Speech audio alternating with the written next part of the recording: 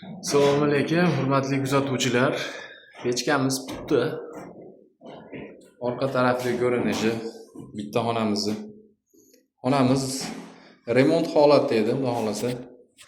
Bu joylariga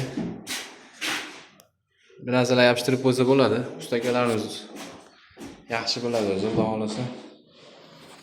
Pechka qurilgani bilinmaydi ham. Chiroyli chiqardi. Xudo xolasa ish jarayonlarimiz davom etyapti. O'sha bo'ydonlarni yopib beramiz, chiroyli qilib. Bilinmagandek bo'ladi. Bu birinchi pechkamiz.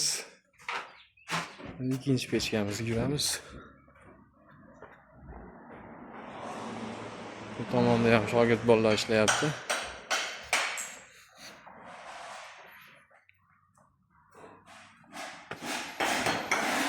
Nimalar bolalar?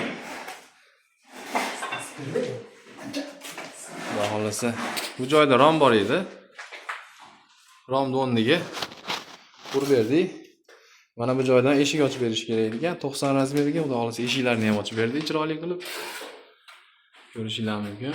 Keling, choy bola qo'shdik. Pechkalarimiz tugash arafasida, xudo xolasa. Ikkinchi orqa tarafini ham ko'rsataman hozir.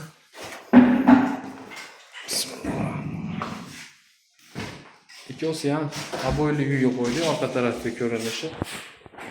Xudo xolasa mana bu joyga eshik tushadi. Pechka bilan xudo xolasa qishda yaxshi o'tadi akalar. Choylarga e'tibor berib qo'yasiz. Xizmatlarimiz vodiy bo'ylab. Kimga shunaqa pechkalar kerak bo'lsa, ekrandagi nomerlarga aloqaga chiqishingiz mumkin.